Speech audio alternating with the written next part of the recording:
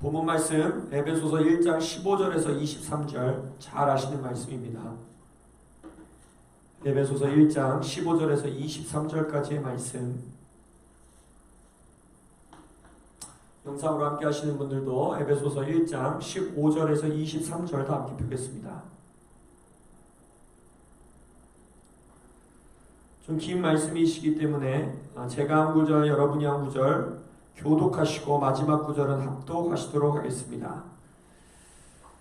제가 먼저 읽겠습니다. 이로 말미암아 주 예수 안에서 너희 믿음과 모든 성도를 향한 사랑을 나도 듣고 내가 기도할 때에 기억하며 너희로 말미암아 감사하기를 그치지 아니하고 우리 주 예수 그리스도의 하나님 영광의 아버지께서 지혜와 계시의 영을 너희에게 주사 하나님을 알게 하시고 너희가 영의 눈을 밝히사 그의 부르심의 소망이 무엇이며 성도 안에서 그 기업의 영광의 풍성함이 무엇이며 그의 힘의 위력으로 역사하심을 따라 믿는 우리에게 베푸신 능력의 지극히 크심이 어떠한 것을 너희로 알게 하시기를 구하노라. 그의 능력이 안에서 역사하사 죽은 자들 가운데서 다시 살리시고 하늘에서 자기의 오른편에 앉히사 모든 통치와 권세와 능력과 주권과 이 세상뿐 아니라 오는 세상에 일컫는 모든 이름 위에 뛰어나게 하시고 또 만물을 그의 나라를 복종하게 하시고 그의 만물 위에 교회의 머리로 삼으셨느니라. 다 함께 교회는 그의 몸이니 만물 안에서 만물을 충만하게 하시는 이의 충만함이니라. 아멘. 오늘 이 본문 말씀으로 여러분들과 짧게 말씀을 나눌 제목은 우리의 눈을 열어 보게 하소서라는 제목입니다. 우리의 눈을 열어 보게 하소서. 사도 바울의 에베소 교회를 향한 이 사도의 이 외치는 소리, 지혜와 계시의 영으로 너희들을 충만하게 하사 너희들의 마음의 눈을 밝혀주시기를 내가 기도하노라 라고 하는 교회의 사도이고 또 교회의 아버지와 같은 이 바울 사도의 기도가 이 코람데오 교회에게 온전히 성취되기를 예수의 이름으로 축원합니다. 우리가 1월 1일 송구영신 예배 때부터 계속해서 선포하고 붙잡고 가는 말씀 중에 하나가 요한복음 4장의 말씀입니다. 너희는 넉 달이 지나야 추수할 때가 이르겠다 하지 아니하느냐? 그러나 나는 너희에게 이르노니 너희 눈을 들어 밭을 어떻게 하라고요? 보라. 너의 눈을 들어 보라. 희어져 추수하게 되었도다. 예수님은 너희들의 땅의 관점, 넉 달이 지나야지만 추수할 때가 시작될 것이라는 시간의 관점, 이 땅의 논리, 시간의 논리를 눈을 떼라고 말씀하고 계십니다. 거기서 너의 이 사고와 너의 생각과 너의 시선을 떼라라고 예수님은 말하고 계세요. 그러면서 예수님이 뭐라고 합니까? 내가 보고 있는 밭을 보라는 거예요. 내가 보는 것을 보고 너희들의 눈을 들어서 보라는 거예요. 땅을 보지 말고 마치 그 사르밧 과부에게 그 허리를 굽히고 땅을 보며 나무를 줍고 있었던 사르밧 과부에게 엘리야 선지자가 말했던 것처럼 우리에게 뭐라 말씀하시는 거예요? 눈을 들으라는 거예요. 땅에서부터 눈을 들으라고 하는 것입니다. 시간의 제한을 뛰어넘는 하나님의 부흥의 역사를 우리가 지금 갈급하면서 나아가는 이 시즌, 예수님께서 우리에게 말씀하시는 거예요. 새롭게 보라는 거예요. 눈을 들으라는 것입니다. 땅에서 눈을 떼라는 것입니다. 할렐루야. 그러면서 우리가 얘기했던 것이 뭐예요? 우리가 말씀 나눴던 것이 뭡니까? 하나님께서 우리에게 주신 이 약속, 이 예언, 이 하나님의 이 소망, 이것을 앞당길 수 있는 위대한 방법이 뭐라고 했습니까? 하나님의 팔을 꼬집는 것도 아니고 하나님을 협박하는 것도 아니고 위대한 방법이 뭐라고 그랬어요? 지난주 주일 설교 말씀입니다. 뭐라고 그랬습니까? 약속을 향해 우리가 달려가면 된다고 그랬어요. 정해놓은 하나님이 이미 이루어 놓으신 그 약속을 향해서 우리가 전심전력해서 달려가면 되는 것입니다. 그래서 우리가 시편 37편에 기다리다 라는 단어, 하박국 2장에 이 묵시는 정한 때가 있으니 반드시 이루어질 것이니 지체하지 않을 것이니 기다리라 라고 했을 때 그 기다리다 라는 단어, 어떤 단어였는지 기억나십니까? 시편에서의 단어는 뭐라고 했어요? 빙글빙글 돌면서 춤추는다. 또 뭐였습니까? 출산의 고통, 해산의 고통이라고 했잖아요. 출산하다, 아이를 낳다 라는 단어라고 했고, 그 어근이. 그리고 나서 또 하박국 2장에 기다리다라는 단어는 뭐라고 그랬어요? 판에 새기다, 찌르다 라는 단어라고 했죠. 그래서 하나님이 우리에게 약속을 향해서 기다리고 있는 것은 내가 있는 자리에서 가만히 수동적인 자세로 앉아서 하나님이 하시겠지, 이 묵시는 정해졌대잖아, 하나님이 반드시 이루시겠다잖아 라고 가만히 앉아서 기다리는 것이 아니라 그랬어요. 이 기다림은 뭐라 그랬습니까? 적극적인 기다림이라고 했어요. 기도하는 기다림이라고 했어요. 출산해내는 여인과 같이 집중하여서 그 출산해내는 것 하나에만 집중하는, 해산의 고통 가운데 다른 어떤 생각을 합니까? 그냥 그 출산에만 집중하는 그 집중력으로 전심전력하는 아주 능동적인, 능력 있는, 힘을 다하는 기다림이다 라고 말했습니다. 바로 이러한 기다림을 이루어낸, 약속을 앞당겨서 받고 약속을 앞당겨서 받는 은총을 누렸던 가장 성경에서 드러나는 표본, 모델이 누구이냐? 누굴 것 같습니까? 다윗입니다. 다윗. 왜냐? 옛 언약 시대에 살았던 사람이에요. 율법 시대를 살았던 왕입니다. 구약 시대의 인물입니다. 근데 이 다윗의 장막이라는 이 예배 처소를 마련해 놓고 거기서 드렸던 예배, 이스라엘 백성과 레위인들과 드렸던 그 예배는 율법 시대, 자신이 살고 있었던 시대에는 불법이었습니다. 실은 죽음을 당하는 아주 법을 어겨버리는 예배였습니다. 휘장에는 아무나 들어갈 수 없는데, 지성소에는 아무나 들어갈 수 없는데 법궤가, 언약궤가 보일 수 있도록 활짝 열어놓고 그 앞에서 악기를 연주하고 대제사장이 아닌 사람들이 그 앞에서 하나님을 예배하고 섬기는 예배, 그리고 하나님의 영광의 임재가 아무나 누릴 수 없고, 실은 죄 있는 그들에게, 율법 아래 있었던 그들에게 하나님의 영광이 드러나면 어떻게 됐어야 돼요? 죽었어야 되는 거예요. 그런데 다윗은 자기만 그러한 영광을 누리고 그러한 놀라운 예배를 누렸을 뿐만 아니라 온 이스라엘 백성을 그 은총 가운데에, 그 약속 가운데에, 실은 우리에게 약속되어져 있었던 예수 승천, 예수 부활 이후에나 우리가 누릴 수 있었던 그 약속을 나 혼자 앞당겨서 누리는 것도 놀라운 일인데, 그것이 아니라 온 백성들이 그 은혜와 축복을 누리도록 삶을 살았던 인물이 누구냐? 바로 다윗이라는 것입니다. 아모스 9장에서 하나님이 그래서 마지막 때에, 종말의 때에 뭐라고 합니까? 다윗의 장막을 재건하시겠다라는 거예요. 저는 물론 이것이 지금 다윗의 장막 운동, 예배 운동, 247 기도 운동에서 이어지는 실제적인 끊임없는 예배, 친밀함의 예배, 신부의 영성, 정말 기도와 중보의 이 흐름과 물결이 일어나는 일의 하나의 약속이라고 믿습니다. 그러나 여러분들이 성경 해석을 할 때에, 여러분들이 성경을 읽어 내려갈 때에 가장 안전하고 가장 확신한 방법은 무엇이냐? 성경이 성경을 해석하게 하는 것입니다. 그래서 구약 아모스 9장의 이 말씀을 신약 성경에서 베드로 사도가 인용해서 이 말씀은 이런 뜻이다 라고 말하죠. 그게 어디예요? 오순절 사건입니다. 성경이 부어지고 나서 베드로가 자리에 일어나서 예언하고 설교했던 게 뭐예요? 너희들 아모스 9장에 있었던 그 다윗의 장막을 재건하는 그것이 무슨 뜻이라는 거예요? 이제 이방인들도, 모든 자들이 하나님 앞에 예배하고 하나님을 섬기는 일들이 시작되었다. 근데 이것이 다윗의 장막의 재건이다 라고 말하고 있는 거예요. 그래서 이것은 뭘 말하는 걸까요? 누구나 하나님께 예배할 수 있다는 건 지금 뭘 말하는 것입니까? 다윗의 장막에서 구약시대에 우리가 경험했던, 이제는 율법 아래서 하나님을 섬기는 것이 아니라 은혜의 시대를 선포하는 겁니다.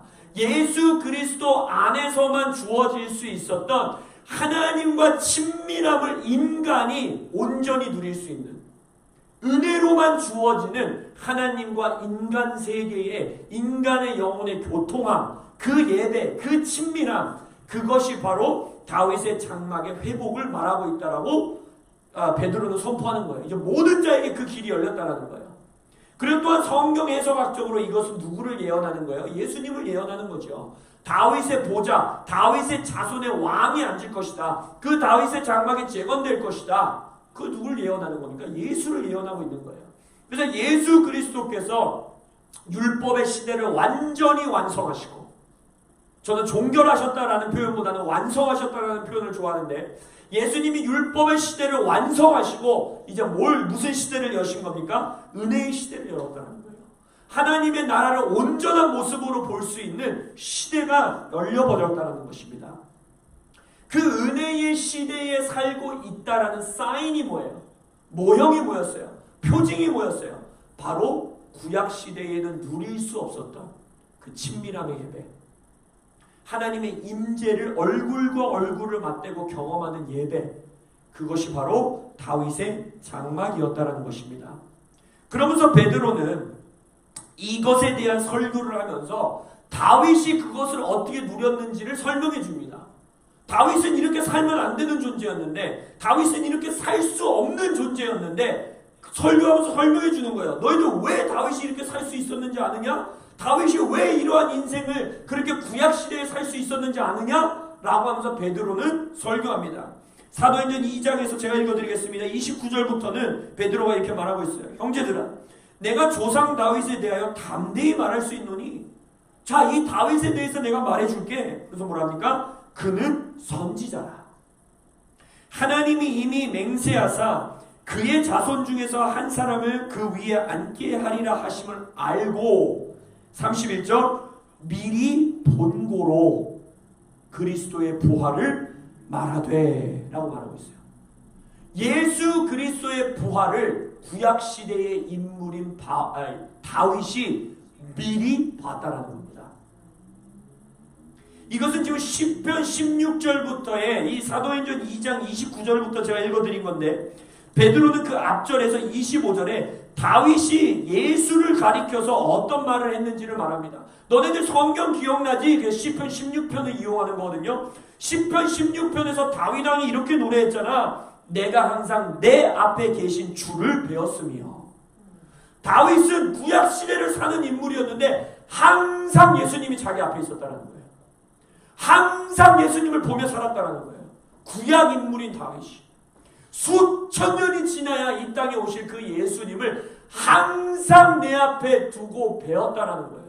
예수님을 보면서 살았다라는 거예요.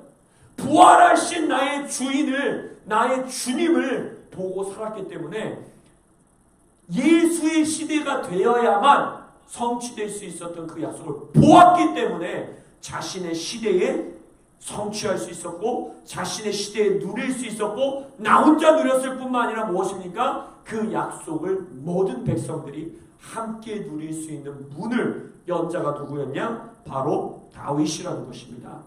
그래서 성경에서 말하고 있는 것입니다. 보면 받을 수 있는 것입니다. 보면 이룰 수 있는 것입니다. 보면 누릴 수 있는 것입니다. 무엇을 보느냐가 우리의 인생을 앞당기기도 하고 후퇴하기도 하고, 무엇을 보느냐가 내 인생의 문을 열어젖히기도 하고 닫아버리기도 하는 것입니다. 그래서 예수님은 말하는 거예요. 눈을 어떻게 하라고요? 들어서 보라. 마태복음에서 말하는 것입니다. 눈이 성하면 온몸이 성하겠다라는 거예요. 무엇을 보느냐가 인생을 좌지우지하겠다라는 것입니다.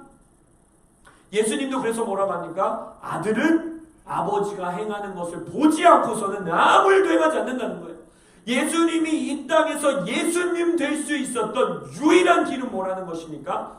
한시 한날 1분 1초도 쉬지 않고 아버지를 보고 있었다는 거예요.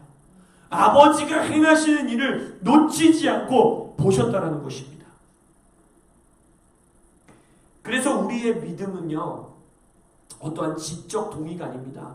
성경 말씀을 연구해서 이거 맞는 말이네, 성경 해석학적으로 틀린 게 없네, 제대로 된 말씀이네, 이렇게 지적 동의하는 게 아니에요. 우리의 믿음은요, 실체 없는 뭔가 하늘에 구름같이 떠다니는 아무 실체 없고 형체가 없는 것을 근거 없이 마인드 컨트롤해서 내 머리를 막 확신하게 만들어서 믿는 것, 이것이 믿음이 아닙니다. 이게 무슨 말이냐? 볼 수 있는 거를 믿는 거예요. 우리는. 우리의 믿음의 대상은 실체가 있고 실상이 있고 증거가 있습니다. 히브리서 11장 1절 우리가 너무나 잘 아는 믿음의 정의, 뭐라고 합니까? 믿음은 바라는 것들의 뭐라고요? 실상이라는 거예요. 볼 수 없는 것들, 보이지 않는 것들을 뭐라는 거예요? 증거라는 거예요. 이것이 우리의 믿음이라는 거예요. 우리의 믿음은 뜬구름 잡는 소리가 아닙니다. 우리의 믿음은 손에 잡히지 않는 뭔가 뭐라 그래요? 그 뉴에이지에서 말하고 있는 막 어떤 무슨 에너지 이런 게 아니에요. 우리의 믿음은 정확한 실상이 있다는 것입니다. 우리의 믿음은 정확한 증거가 있다는 거예요. 이 실상이라는 단어가 굉장히 재밌는 단어인데 성경에 많이 등장하지 않습니다. 근데 이 단어를 히브리서에서 아주 중요한 단어로 쓰고 있는데 이 히브리서 다른 곳에서 1장 3절에서 쓰고 있는 이 동일한 단어 실상이라는 단어가 무엇이라고 쓰였냐면 하나님의 본체, 그 본체가 이 단어예요. 실상, 히포스타시스.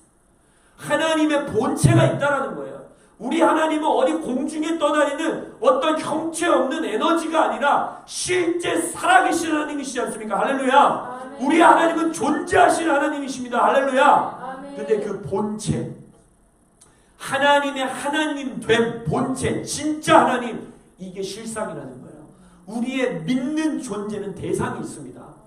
우리의 믿음은 정확하게 살아계신 분을 향한 대상인 것입니다. 근데 이 하나님의 본체의 형상, 이미지, 그게 누구라는 거예요? 예수라는 거예요. 그래서 예수는 육신을 입고 이 땅에 오신 것입니다. 우리가 볼 수 있도록. 제자에게 뭐라고 합니까? 나를 본 자는 누구를 본 거라고요? 아버지를 본 자다. 이것은 우리의 고백이 되어야 합니다. 세상을 향해서 여러분들이 나를 봤다면, 세상인 당신들이 포람되어 교회를 봤다면 누구를 본 거라고 말할 수 있어야 돼요? 예수를 본 것입니다. 라고 말할 수 있어야 됩니다. 내가 예수다 이러면 이단이지만 나를 보셨다면 예수를 보신 것입니다. 라고 말하는 것은 교회의 존재 목적인 것입니다. 나는 예수의 히포스타시스, 예수의 실상을 드러내는 형체가 되어야 되는 것입니다. 이것을 위하여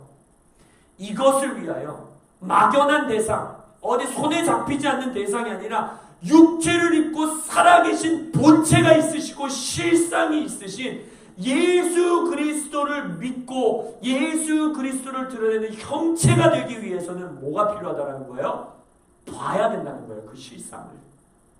그 본체를 봐야 된다는 거예요. 하늘에서 이미 이루신 아버지의 뜻을, 하늘에서 이미 이루신 아버지의 다스림을 우리는 봐야 한다는 것입니다. 아까 우리가 읽은 본문에서 교회를 선포하지 않습니까? 우리가 지금 교회에 대해서 주일에 계속 배우면서 우리가 단골 메뉴같이, 단골 말씀같이 배우고 있는 것이 뭐예요? 만물을 충만하게 하시는 이의 충만함. 이게 교회잖아요. 교회에 대해서 지금 이 사도 바울이 선포하고 있는 것이 아닙니까? 그게 너희다. 근데 그 교회가 되기 위해서, 그러한 진정한 교회가 되기 위해서 내가 너희들을 위해서 기도한다. 감사함으로 기도를 올려드린다. 라고 하면서 바울이 기도하는 기도를 보십시오. 교회를 위해서 하는 중보를 보십시오. 어떤 기도입니까? 성령께서 지혜와 계시의 영이신 성령이 너희를 충만하게 해서 어떻게 하기를 기도한다라는 거예요? 다음에 눈을 열어주시기를 내가 기도한다. 왜 눈이 열려서 뭘 봐야 된다라는 것입니까? 우리가 눈이 열려서 뭘 봐야 된다라는 거예요? 우리의 부르심의 소망이 무엇인지 볼 수 있어야 된다는 거예요. 성도 안에 있는, 교회 안에 있는 기업의 영광의 풍성함이 얘들아 그냥 개념이 아니야. 영적인 막 이런 거가 아니야. 얘들아 볼 수 있어 라고 말해요. 교회야 그걸 봐야 돼 라고 말해요. 하나님이 믿는 우리에게, 교회에게 베푸신 능력은 에네르기가 아니야. 구름 같은 게 아니야. 그래서 바울이 뭐라고 그래요? 그 능력이 지기 크심을 너희들이 봐야 돼. 너희들이 경험해야 돼. 알게 해야 알기를 원하노라. 이 성경에 나오는 알다라는 단어가 뭐라고 했습니까? 경험을 통해 아는 거라고 했잖아요. 봐야 된다는 거예요. 우리의 부르심을 봐야 되는 거고, 기업의 풍성함을 봐야 되는 거고, 하나님이 우리에게 허락하신 능력이 얼마나 크고 놀라운지를 봐야 된다는 거예요. 경험하여 알아야 된다는 거예요. 교회가 교회될 수 있는 유일한 길은 보는 것입니다. 우리의 눈을 열어 보게 하소서. 이 에베소서 1장 17절의 기도, 지혜와 계시의 영으로 우리를 충만하게 하사 우리의 마음의 눈을 열어 보게 하여 주옵소서. 이 기도는 아무리 드려도 부족하지 않은 기도인 것입니다. 매일매일 드려도 부족하지 않은 기도예요. 왜냐? 교회가 될 수 있는 유일한 길이기 때문입니다. 보는 자가 받을 수 있는 것입니다. 시대에 앞서는 일, 내 약속을 빨리 성취하고 앞당기는 일, 그 약속을 향해 달려갈 수 있는 길, 다윗 왕이 했던 것처럼 부활하신 예수를 다윗이 구약시대에 봤다면 우리는 이제는 영광을 입고 부활하신 육체로 다시 오실 예수, 다시 예수님이 오셔서 완성하실 온전한 세상, 만물이 충만케 된 세상, 할렐루야! 그 세상을 우리의 눈을 열어 보게 하여 주옵소서. 그리하여 나의 직장의 만물이 충만한 모습을 내가 드러나게 하시고, 내 가정이 온전하게 회복된 모습을 드러나게 하시고, 내 재정, 내 관계, 내 직장, 내 말투, 내 태도, 내 생각, 나의 감정, 나의 삶의 모든 영역 가운데에 만물을 충만하게 하시는 이의 충만한 그 형상, 이미지를, 그 실상을 내가 드러내는 이미지 되게 하여 주옵소서. 형상되게 하여 주옵소서. 그것이 우리의 기도인 것입니다. 우리는 이제 오순절을 맞이하게 됩니다. 성령 감림 주일을 이제 이틀 후면 맞이하게 됩니다. 그래서 우리는 오늘도 밤도 이렇게 기도하는 것입니다. 성령이시여 지혜와 계시의 영으로 충만하게 우리를 채우사 마음의 눈을 열어 예수의 영광을 보게 하여 주옵소서. 예수의 아름다움을 보게 하여 주옵소서. 만물을 회복하시고 만물을 충만하게 하시는 이의 충만함을 우리가 보게 하여 주옵소서. 아멘. 기도하시며 나아가겠습니다.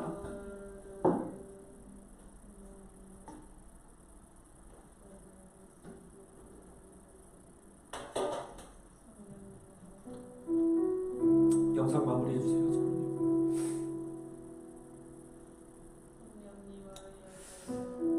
이 위대한